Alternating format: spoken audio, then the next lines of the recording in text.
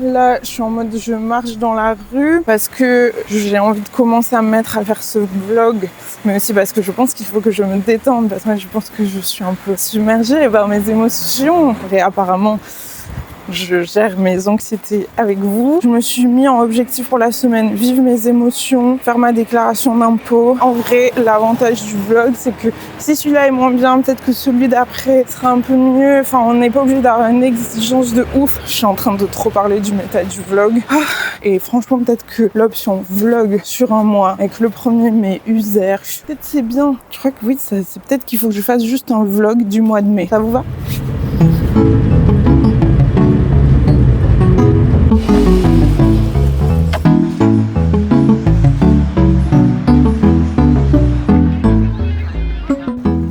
Je me sens trop bête là parce que j'ai l'impression que je me suis surexcitée sur le premier vlog. Et en fait là, je sais pas, j'ai l'impression que c'est trop bête de faire ça. Comme si le résultat, il était pas à la hauteur de mes attentes. Donc là, je suis en train de parler d'un truc que je n'ai pas lancé, pas partagé. Je sais pas, j'ai l'impression que maintenant que c'est fait, mon excitation, elle est passée et du coup, j'ai même plus envie de le montrer. Mais je sais pas, ça me fait comme un truc de honte. Genre, pourquoi faire ça ? Pourquoi partager ça ? Bon, après là, je sais pas quelle heure il est, mais il est 15h30, je suis encore en pyjama. J'ai travaillé depuis ce matin. Il y a une AG ce soir que j'organise. Oh, j'aime pas quand je suis aussi découragée. Il est vilain. Hommage aux morts de Chicago et d'action pour obtenir les 8 heures de travail journalier. J'attends mon camarade pour démarrer la petite préparation de l'AG. Franchement, il fait hyper beau. J'ai l'impression que les gens vont préférer aller à la plage que venir en AG. Encore une fois, je sais qu'il faut que je travaille sur ma frustration. Il faut pas que j'ai des attentes. Il faut que je sois contente de faire ça juste pour le fait de le faire. Et en vrai, je suis trop contente qu'il y ait une AG à la Bourse du Travail. C'est vraiment un trop beau bâtiment. En plus, il y a une camarade qui va raconter un peu l'histoire et de ce que c'était les bourses du travail. Coucou!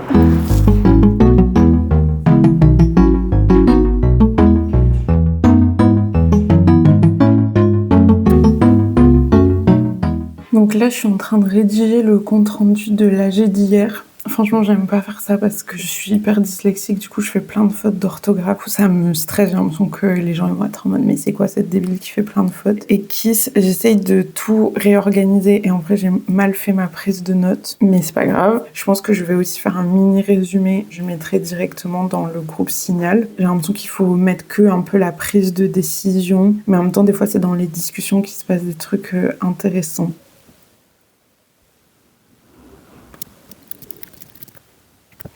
Franchement, je regrette de ne pas avoir filmé l'AG parce que j'ai l'impression que pour les personnes qui sont jamais allées en AG, ce serait cool de voir une AG, de voir à quoi ça ressemble et tout ça. En plus, c'était à la Bourse du Travail, la lumière était trop belle. Et c'était assez émouvant parce qu'il y a un camarade qui a posé la question de l'épuisement du mouvement et de comment on trouve un nouveau rythme. Peut-être qu'il faut finir ça, le mettre dans une jolie boîte, l'archiver et le transmettre pour le prochain mouvement. On trouvera toujours de quoi se recycler. Et moi, je crois que j'ai besoin de peut-être retrouver un peu le côté un peu chaleureux du travail au sein du syndicat. Mais c'est vrai que certaines personnes posaient la question des personnes qui n'avaient pas de syndicat. J'ai envie de dire, syndiquez-vous. Mais du coup, on a réfléchi à ça. Comment est-ce qu'on finissait? Quel nouveau rythme on retrouvait? La prochaine AG sera dans une semaine et ce sera un peu une AG exceptionnelle de fin de mouvement. C'est dur de décréter ça parce que concrètement, on se pose la question de est-ce qu'on a obtenu quelque chose? Non. Mais il y a quand même une victoire au fait que les gens sont beaucoup syndiqués. On a beaucoup créé de liens avec d'autres orgas et tout. Et ça, c'est hyper important. Mais moi, de toute façon, je pars, donc je ne serai pas là pour la prochaine AG,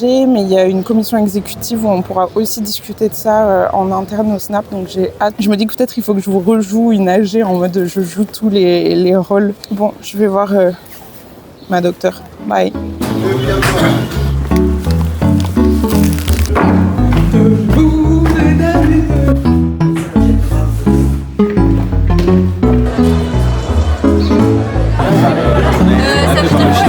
Il y a quelqu'un qui vient de dire que c'était beau mais que c'était illisible.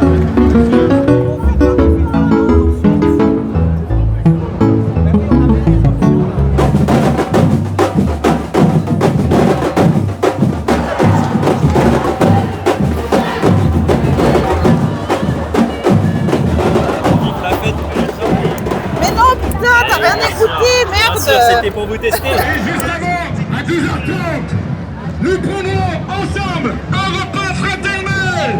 Vous êtes les bienvenus.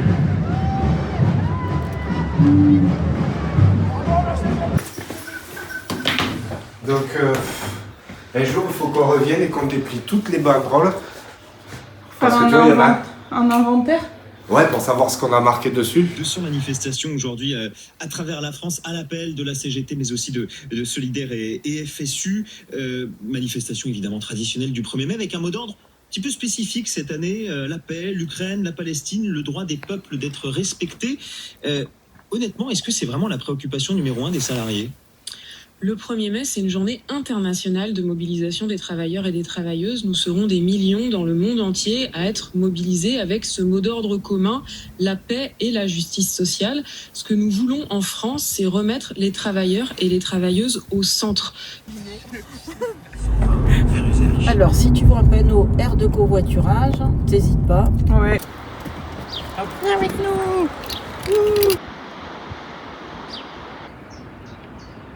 Molly.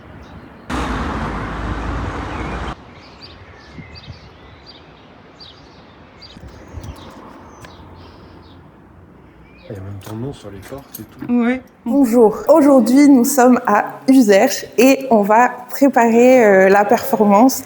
En ce moment, tout le monde est en cuisine pour préparer le buffet. Moi, je suis à la bourre et je suis en train d'écrire ma perf. Là, j'hésite en fait à me garder une petite table. Est-ce que je mets là ou debout là? Là, il y aura cet écran baissé.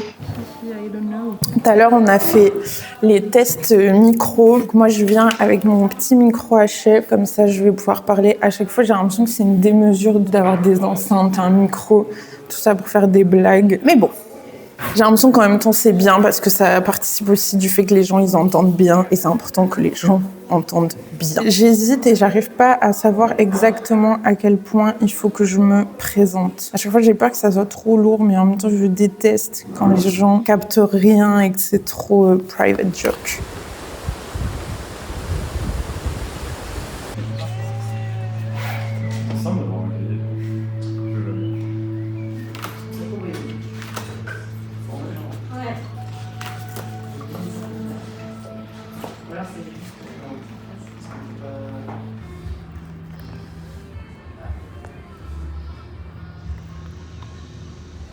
Ah mais c'est génial!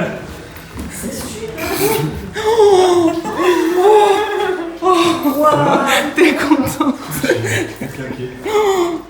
J'allais faire une blague, je vois pas le visage, comment on va où il est. On est là pour le lancement du premier numéro hors série de la revue Août. C'est le 3e lancement qu'on fait. On a fait un à Marseille et un à Paris. C'était à chaque fois avec un ou une artiste, et là c'était 2 personnes qui se rencontrent.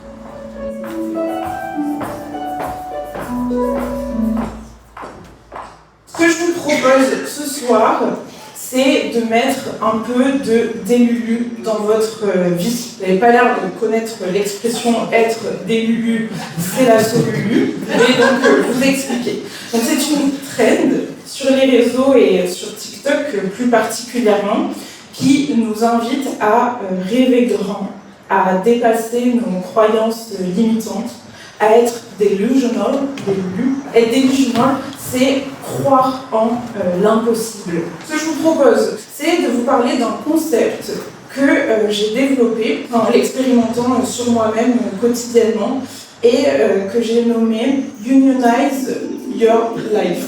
On va d'abord démarrer avec la genèse du concept, puis on verra un peu comment vous pouvez l'appliquer dans votre vie très concrètement. En fait, j'adore parce que samedi soir, j'ai fait ma performance. Bon, j'ai l'impression que c'était un truc qui traînait déjà un peu dans les tuyaux, mais on s'est dit « Ah, mais faisons la réunion lundi ». Pour parler de syndicalisme et de comment unionize our life. Je suis trop contente, j'ai l'impression que ma propagande fonctionne et en vrai c'est le but de mes performances. On trouve une définition, notamment dans la charte d'Amiens, qui a été signée en 1906 pendant le 9e congrès de la CGT, qui donne comme double exigence aux syndicalistes. Dans un premier temps, de défendre des revendications immédiates et quotidiennes de tous les travailleuses. Et dans un second temps, de lutter pour une transformation d'ensemble de la société par l'expropriation capitaliste. Le tout en toute indépendance des partis politiques et de l'État. Voilà, c'était une voix de 1906.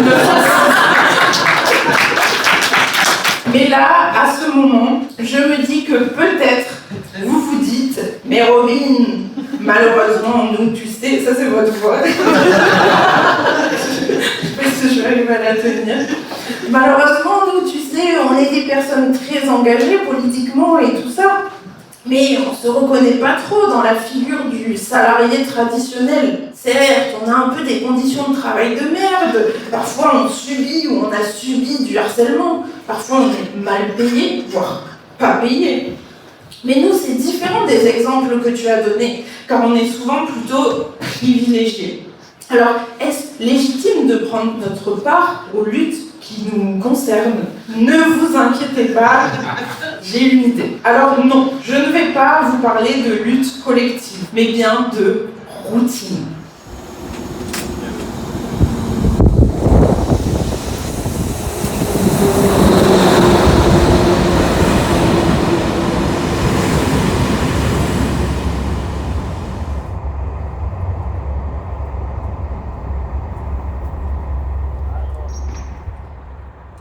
Arrivé à Paris il y a 3 minutes, que je suis trop contente de cette journée, c'était trop bien de faire la réunion syndicale. Après c'était juste une présentation et comme le syndicat est là pour servir les travailleurs et pas l'inverse, après il faudra partir des besoins des personnes.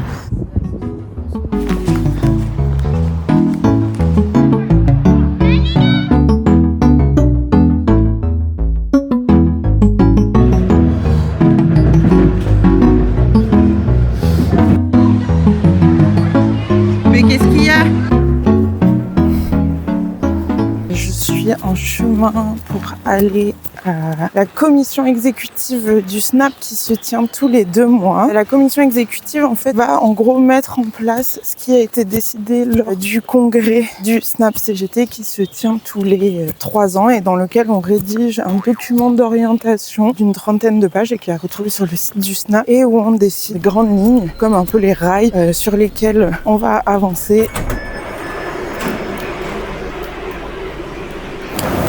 Franchement, je sais pas si je me sens comme chez moi à la CGT, mais ce trajet devient de plus en plus familier. Je commence à avoir mes petites habitudes. J'ai faim, en vrai. J'aurais peut-être dû aller me prendre un café. Je sens que ça va finir en café filtre bien intense. Je vais avoir des palpitations. Pour la CE d'aujourd'hui, je me suis donné un peu 3 missions. Reprendre les wagons avec le groupe accueil. Enfin, on avait commencé à faire un sondage pour pouvoir accueillir les nouveaux syndiqués.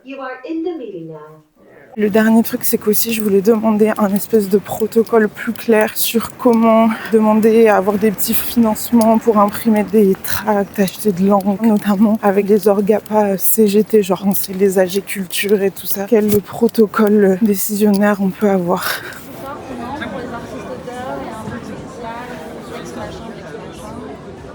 Je vous fais un petit point en milieu de journée du SNAP. J'avoue, j'ai surtout envie de faire une sieste. Comme à chaque fois, c'est hyper dense. Le matin, on a fait un tour des régions. On a vu les questions de comptabilité. On explose les nombres d'adhérents. Donc ça, c'est trop chouette. Ce qui m'a pas mal intéressé, c'est qu'il y a eu un rappel que quand même le nombre d'adhésions augmente aussi notre robustesse et du coup notre autonomie. On sort de table à chaque fois, c'est une prolongation des discussions et des moments aussi où les nouveaux peuvent poser leurs questions et tout ça, et ça c'est grave important. Et aussi ce matin il y a eu longtemps sur le fait de travailler, c'était le groupe Histoire du SNAP, parce que le SNAP va avoir 50 ans. On se pose la question de l'archive des luttes, de leur transmission. On a voté le nom d'un historien qui va s'occuper de ce travail d'archive. Bon, je pense que c'est un peu chaotique, j'essaierai de régler ça au montage. C'est trop beau ce ciel.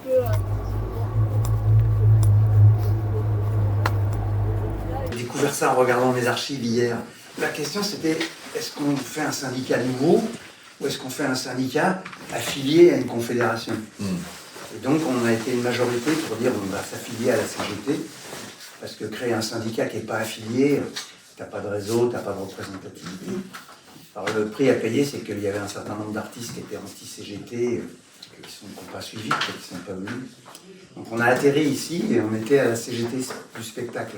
On est sur une fin de CE. Tout le monde est fatigué. Comment t'as trouvé cette CE? C'est bon pour la santé? Dense et bien. Ok, t'étais satisfaite? Ouais, comme tu dis. C'est quoi qui t'a le plus marqué? Aucune idée, j'ai plus rien dans la tête. Ah ouais, ça c'est l'effet. Hein. Ouais. Merci pour ce témoignage édifiant qui, je pense, va motiver beaucoup de gens à venir en CE. Je vais aller chercher dans les bureaux les journaux que je vais ramener à Marseille. Je vais être chargée comme un âne.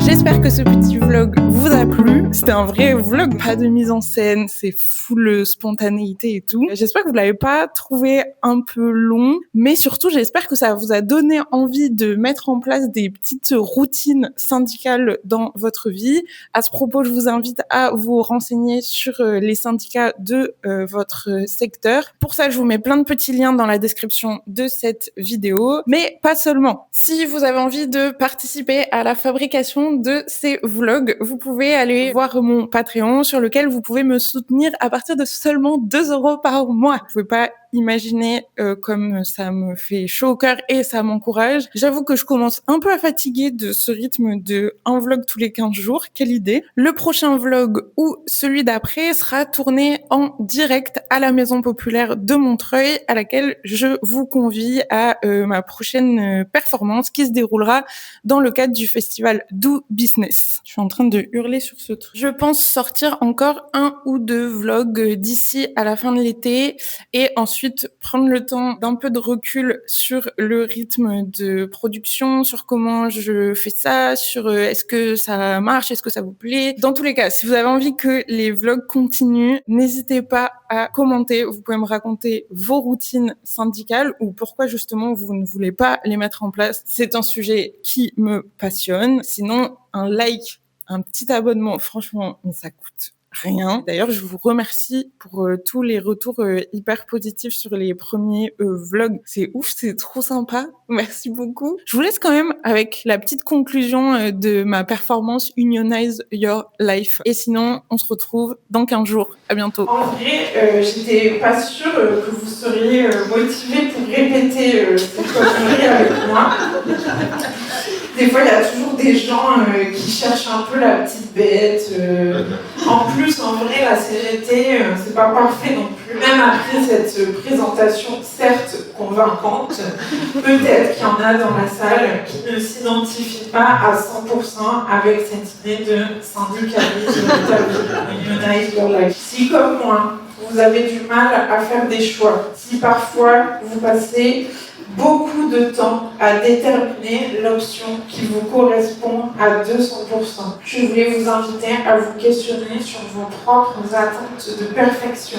Le syndicalisme n'est pas parfait, les mondes de la culture non plus, la CGT encore moins, et moi, I'm just a girl. Mais grâce aux routines que j'ai mises en place dans le syndicalisme, j'ai appris plein de choses. Notamment que j'améliore beaucoup plus mes conditions de travail et de vie en militant auprès de mes camarades plutôt qu'en cherchant à être parfaite.